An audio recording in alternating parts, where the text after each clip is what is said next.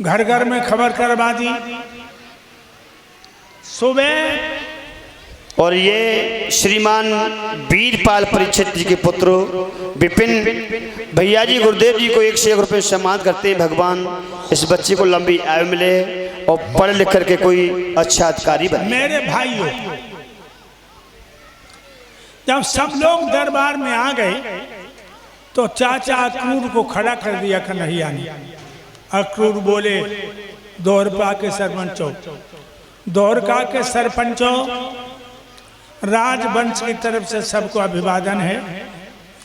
इसलिए बुलाया जिस दोहरका की गलियों में हवन की सुगंधी आती थी, आज उन गलियों में दारू की सुरंगी दुर्गति आ रही है।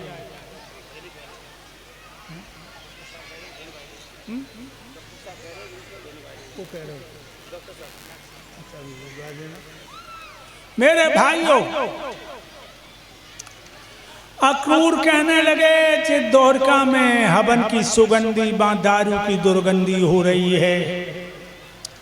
दोरका में न दारू बनेगी न कोई पिएगा, और न माने वो दोरका खाली कर जाए। सोच दारूबाज खड़े होकर वे करीब भी चलिए।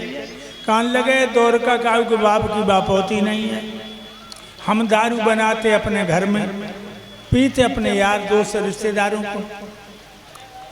और इतनी कह के सब आहिर चले गए। भगवान कन्हैया एकांत में आके बैठ गए और रोने लगे कि जो यादव मेरी उंगली के इशारे पे जान देते थे, आज वो यादव हमारी बात नहीं मान रहे। रो रहे तो नारद जी आ गए। कहने लगे, गोविंद काहे को रो रहे? जवाब दिया, जो द्वारका के अहीरों ने आज मेरी बात नहीं मानी। नारद जी कहने लगे, गंधारण को श्राप भूल गए? तुम्हें गंधारण ने श्राप दिया था कि कन्हैया तूने मेरे वंश को आपस में लड़वा के मार डाला, तेरा वंश भी आपस में लड़के मरेगा। इसलिए बोले नारद,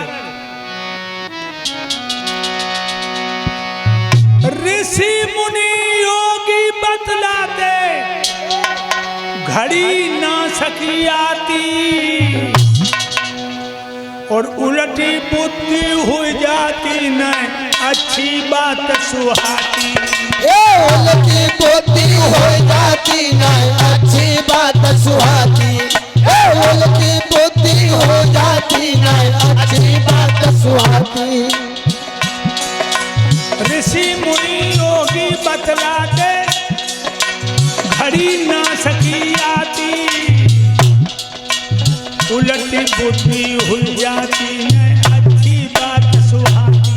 उलटी बुद्धि हो जाती न अच्छी बात सुहाती।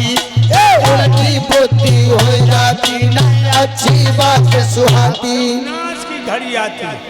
अब हीरों के नाश की घड़ी आ गई है। नारद जी समझा के चले गए। इधर जे यादव दारू पीने लगे और भाइयों आपस में लड़ने झगड़ने लगे।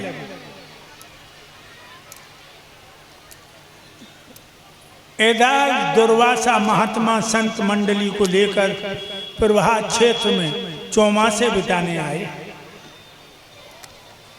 शाम नाम के अहीर को एक धोती पहनाई, लहंगा पहनाओ,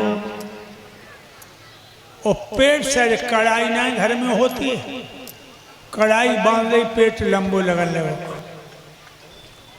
महात्मन से मजाक करने लगो। दुर्वासा के पास आए कि बोलो महाराज, लड़का होगा कि लड़की? दुर्वासा कहने लगे, जाओ तुम संतों से मजाक करते हो, मूसल पैदा होगा। जो चादर हटाई मूसल सरक पड़ो। यादव घबरा गए। कहने लगे, जाओ लाओ जब मूसल को घिस दो समुद्र में। मूसल नहीं रहेगा।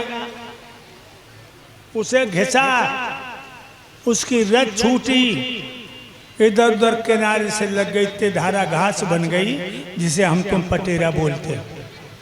एक विलक्षण कील बच गई, समुद्र में फेंक दी, मछली निकल गई। पंपापुर का वाली जरा नाम का बहेलिया बना, मछली पकड़ी, मछली चीरा पेट उसका कीन निकली, बाण में फिट कर दी।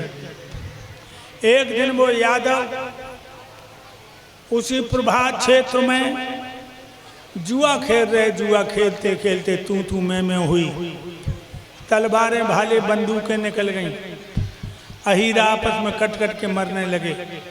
जब हथियार नहीं रहे तो भाई तेधारा घास से यादवों का नाश हो गया। भगवान कन्हैया को पता लगा कि मेरा वंश चला गया। अर्जुन से कहा, अर्जुन तुम यादवों की लड़कियों को लेके दिल्ली चले जाओ। आज के 8वें रोज दोहर का जल में डूब जाएगी। गोपियां लेके अर्जुन चले हैं, भीलों ने लूट लें। इधर भगवान दोहरका में से निकले, जंगल में पीपल की खो में पीठ लगा करके लेट गए। भगवान के पैर का पदम चमकता है, जरा नाम के बहेलिया ने बाण मारा, पदम फट गया। 125 वर्ष 3 महीना 11 दिन की उम्र थी मेरे कन्हैया की। संसार को छोड़ के चले गए, गोलोक धाम को चले गए। इधर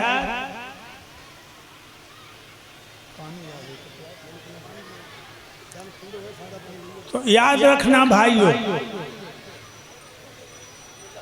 इधर भागवत की तो होने चली है। तक्षक जिंदा हो गया, परीक्षित को डसने चला, धन्वंतर जी परीक्षित को जिंदा करने चले, दोनों की रास्ते में भेंट हो गई।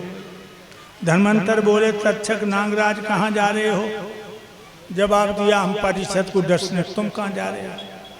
कहने लगे, हम परीक्षित को जिंदा करने। जवाब दिया, तुम मेरे जहर के जोड़ को नहीं जानते हो वैद्य जी। ये 3 खेत की दूरी पर जो बट नाम का वृक्ष खड़ा है, यहाँ से फुसकार मारेंगे, इसका धुआं उड़ जाएगा। धन्वंतर जी कहने लगे, तू दही के 2 की चूना चाट लो, मेरी जहां तक नजर जाएगी जहर नहीं रुकेगा। आओ हमारे तुम्हारे बल का आदान प्रदान हो जाए कि हो जाए। धर के तक्षक ने फुसकार मानी, और जो मारी फुसकार, बट नाम के वृक्ष का धुआं उड़ गया।